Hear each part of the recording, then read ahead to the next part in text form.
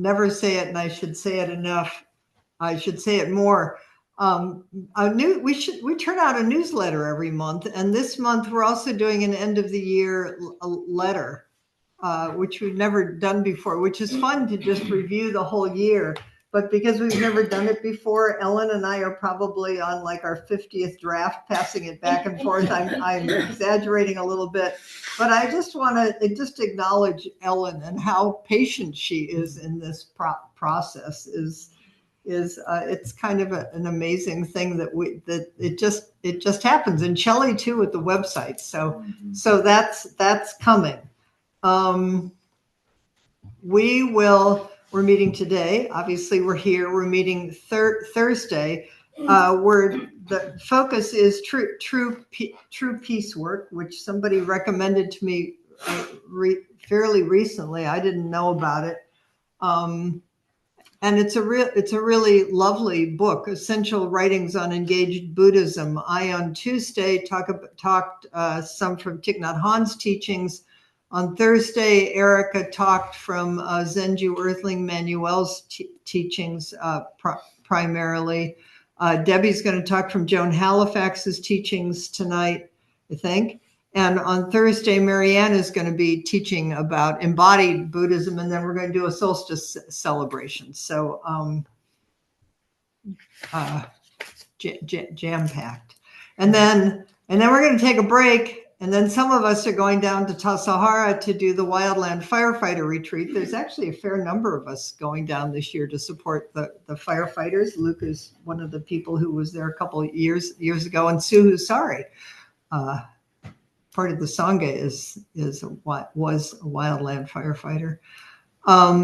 We'll be back the week of January 6th, and we're going to be focusing on the question, what is Zen? So would you please figure it out before then, so you can all come and we can enlighten each other about what this thing is that we're doing or not doing.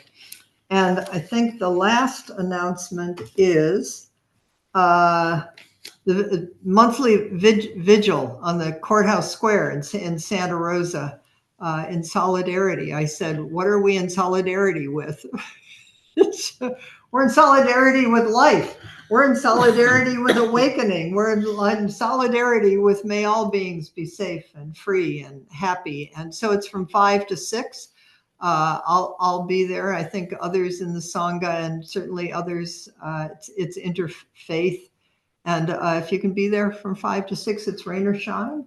And there's some flyers up there. Which day? Oh, good. Wonderful. Is that tomorrow? It's tomorrow. Yes. Tomorrow. So there's flyers there, and it's also on the website. But if you could just, like if you live in communal housing or something, just put it out there. Or just put it somewhere. So if we really want, it's important to bring a candle in the dark. Okay, so I think that's it. So go, Debbie. Thank you. My apologies for being late. I have a Dharma sister who has myasthenia gravis, and so her mobility fluctuates a lot. And so she needed to go into the city to see her neurologist at 10 this morning. And I thought, sure, I can get here by 5. It's like, yeah. So it got a little challenging. The doctor was late, and there were tests, and at any rate, but here we are.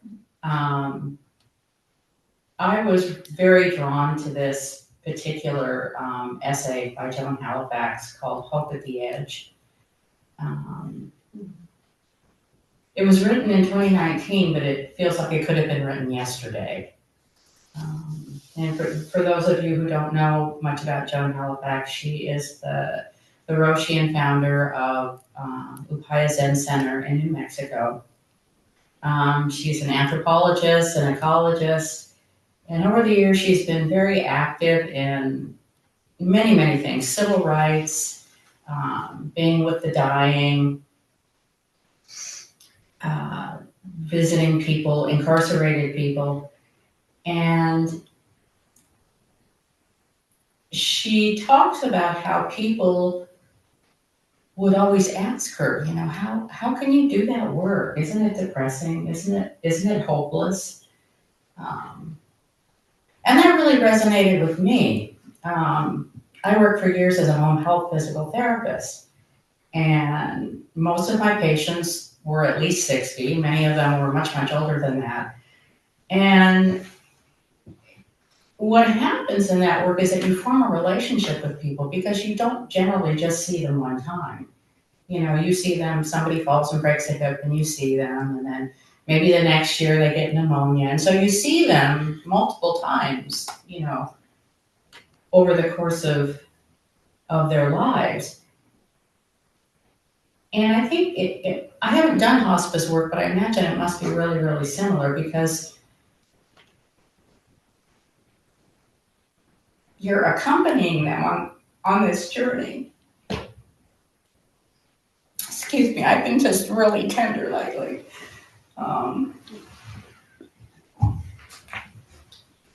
And you accompany them on this journey as they lose things. Thanks, I'll eat the whole box. But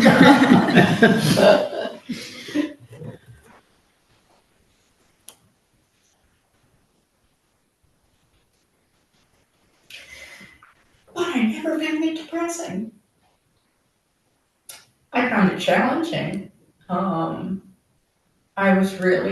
I felt very lucky to be part of something that, a way to help people stay at home, a way to help people do things they wanted to do that they perhaps couldn't do in the way they used to.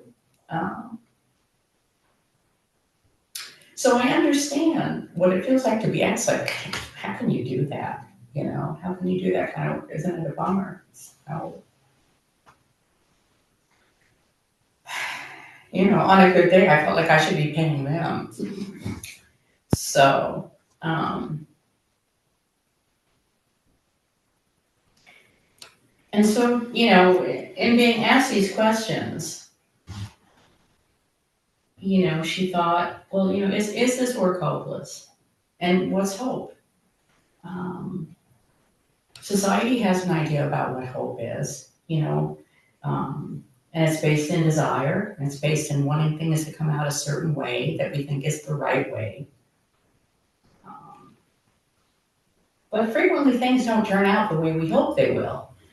And when you are holding on to an idea of how you think things should turn out, what would be the best thing to happen, then when that doesn't happen, people can see that as some sort of misfortune. And so ordinary hope really is a form of suffering. You know, you create this scenario where, you know, you think things should turn out a certain way and they don't.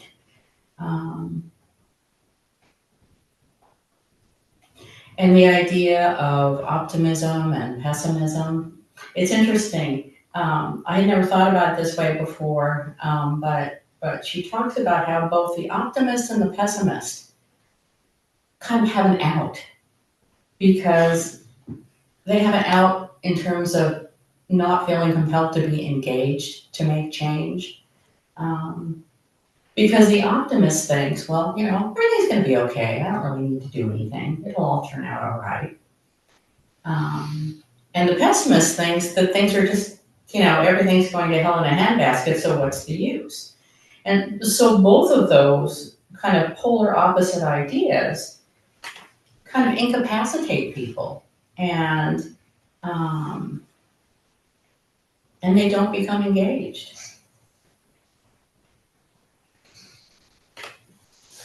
And I think the hard thing too with being an optimist is that if things don't come out well, it can really lead to a lot of cynicism, which is really incapacitating if you want to try to help people. Barbara Kingslipper explained this whole situation with optimism and pessimism and hope, wise hope, which is what I'll be talking about. And she tells this story where, you know, it's winter, and the pessimist says, you know, it's going to be a really bad winter. We're probably all going to die. And the optimist says, well, you know, I don't think it's going to be that bad. We'll probably be okay. But the person living in wise hope says, maybe somebody will still be alive in February, so I'm going to go ahead and put some potatoes in the root cellar just in case. And so wise hope is it's a mode of resistance. It's a gift that you can cultivate. And if we look at hope through the lens of Buddhism, wise hope is really born of our vows, of how we live in vow, of radical uncertainty, knowing that we don't know. We don't know how things are going to turn out. Wise hope sees things the way that they are, including the truth of impermanence, as well as the truth of suffering. And I think it reflects our understanding that what we do matters. Even though how and when it may matter, who and what it may impact aren't things that we get to know, and we may never know.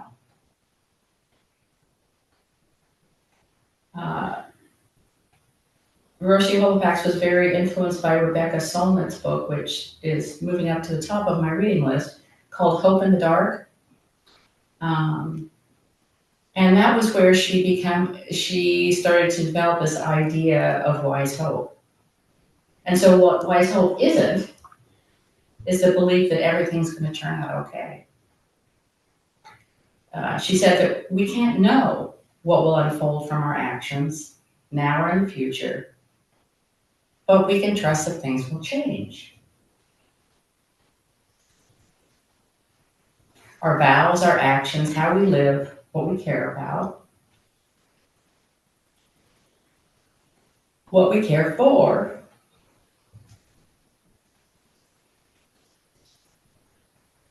and how we care really matters. And so wise hope essentially is living by vow. It reflects our ability to be guided by our deepest values, to be conscientious, and to connect with who we really are. It's being a Buddha now. And our vows support us in recognizing impermanence, interdependence, unselfishness, compassion, and wisdom. And wise hope strengthens our vows.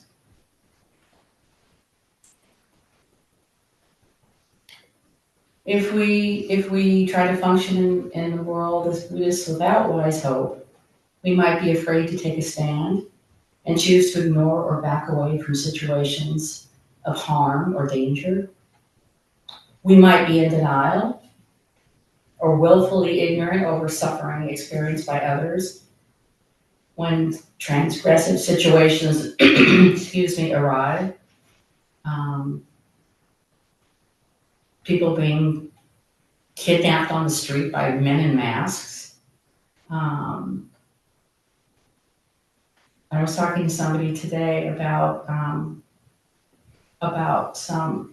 immigrant family who's the breadwinner in the family got deported back to Honduras, and there are 8 of them living in a 2-bedroom apartment that they're paying $2,700 a month for. I'm just like, it's insane. They're afraid to go to the grocery store. The kids are afraid to go to school. There was something, I watched a Zoom presentation about how immigrant families can prepare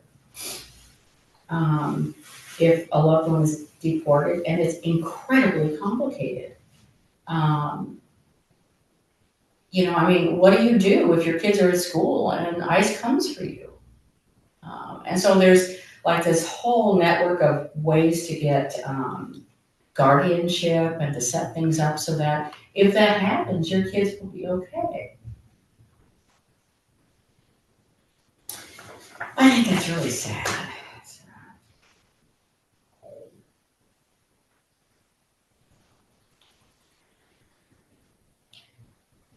So if we can avoid being morally apathetic, paralyzed by hopelessness, or living in the bubble of privilege, which is very present, I think, especially for us. You know, we're away from a major city, so we don't see a lot of things that are going on. But if we can avoid being trapped by these defenses that cause us to not engage, we can step forward and meet harm with determination to end suffering, even if it appears that our actions are futile. And some people will tell you, you know, you're doing all of this, it's not going to do any good. And I always remember, you know, the thing about hope that's tricky is that, you know, Suzuki Roshi said that we do things with no gaining idea. So we don't know how our actions or even just how we are in the world will affect people.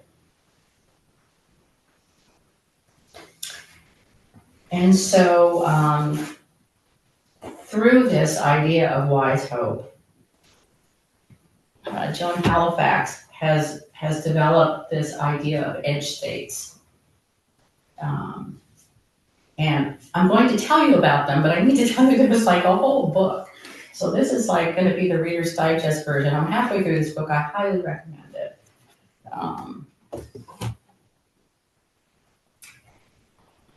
And so she describes these states, she calls them 5 internal and interpersonal qualities that are keys to compassion, to a compassionate and courageous life.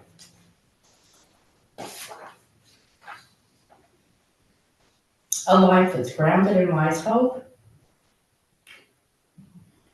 in which we, and without which we can't serve and we can't survive. And when these resources deteriorate, it can be harmful and we can be ineffective. She describes them as bivalent states, and so I was like remembering when my brother tried to teach me to serve. You know, it's like it's all about the balance, which I did not have. And so these edge states, you know, kind of how I'm understanding this is that there's states of mind that you need to remain balanced. And if you lose your balance, you can sort of tip over into this edge where something that is a helpful thing becomes toxic and not helpful. So she describes 5 of these states. Altruism, empathy, integrity, respect, and engagement. And she describes them as assets of a mind and a heart that exemplify caring, connection, virtue, strength, and wise hope. So the first one, altruism, we all know is selfless behavior that benefits others without expecting anything in return, any personal reward or any expectation of a particular outcome. And it's really critical that altruism not be grounded in conventional hope, because if it is, then we become attached to the outcome. It's actually, in psychological circles, is referred to as pathological altruism when we lose sight of the point, which is to be helpful, and when we seek recognition or we become attached to outcomes. The next state is empathy, the ability to understand and share the feelings of another. And this can be really, really tricky. Because if we take on too much of the suffering of others and identify too much, we can become overwhelmed and we can be ineffective. We have to remember that impermanence will prevail, and that we can never really know the experience of another. I don't care how identical, you know, your situation is to somebody else's, you really don't ever know exactly how they feel. But you can witness how they feel, and you can listen to them, and you can try to be helpful. Integrity is the next state. And that is just having strong moral principles. You know, when we see things that we just are just so morally wrong, like people being kidnapped from the street and, you know, children's parents getting deported, or people going to a Hanukkah celebration with a rifle, it violates our sense of integrity and justice. And we experience moral suffering. And we have to be careful. You know, it can generate outrage, apathy, distress, and there's nothing wrong with feeling all of those things, but you can't stay there. You need to, what I try to do is feel what I'm feeling, but remember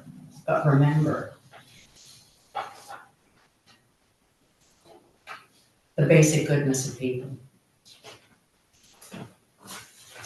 And that's really challenging sometimes.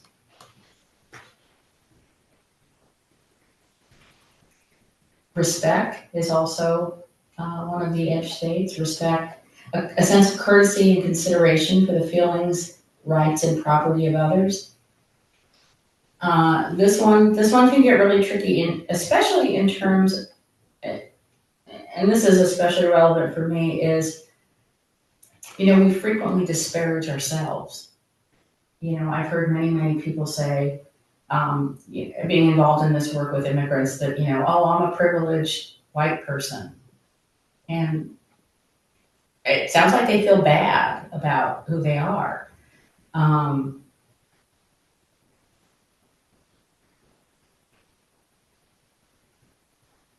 You know, disrespect, disparagement, it's rooted in cynicism and futility.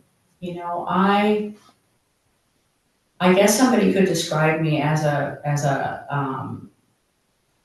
privileged person. I don't have to worry about where I'm going to sleep tonight or if I'm going to eat tomorrow. I haven't had to go to the change jar for toothpaste money since college. But I also know that in many ways, it's just luck. It's just luck. I could just as well be homeless. And that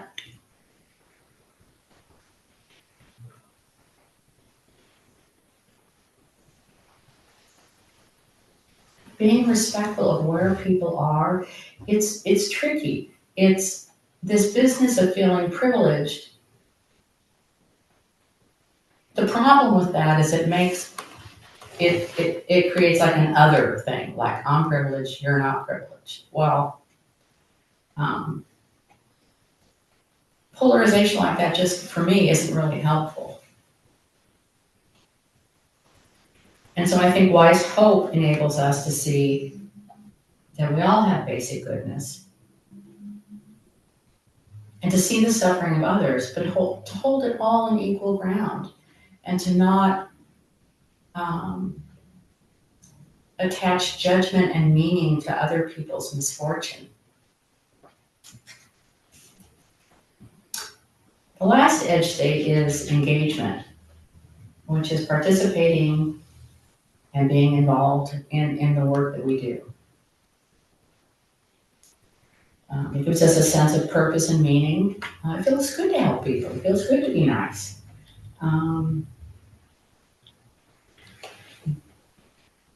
But we need to take care of ourselves. We need to take care of our families. We need to feed the dogs. We need to get enough rest. And if we don't, we can get burned out. And that can just lead to our being not effective and being burned out.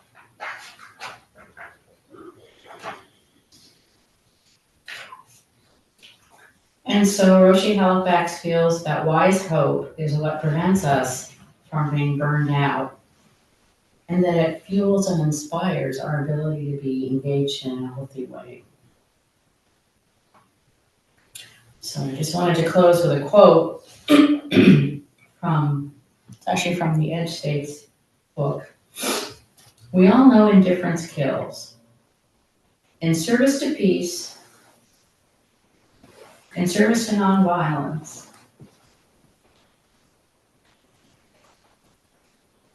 in service to life,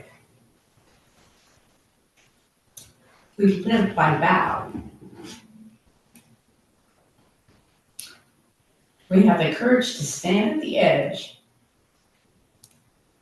and we live in the embrace of wise hope.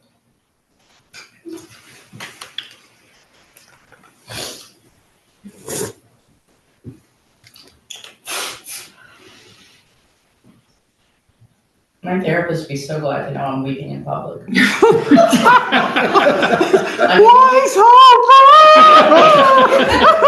The only thing that makes her happier is when I come in and say, I had a dream. So, I hadn't really thought of a particular topic.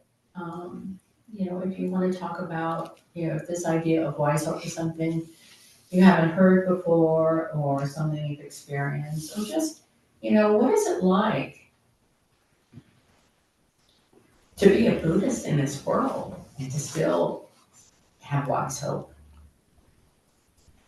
So, I assigned you the timekeeping delegation portion of our show. Can I throw, the question of what is it like to be Buddhist in this world and to have wise hope is, I always think basic goodness. That's a fundamentally Buddhist thing, which is really different than what the traditions many of us were brought up in, which is more sin based. And so like wise hope and basic goodness, like what is that? And everything Debbie just said. And then if you want to weep, we can do that too. Feel free to weep openly. There's more than that. Okay. So any of this. So let's so you're going to do it, Jared, and then we'll bring people back about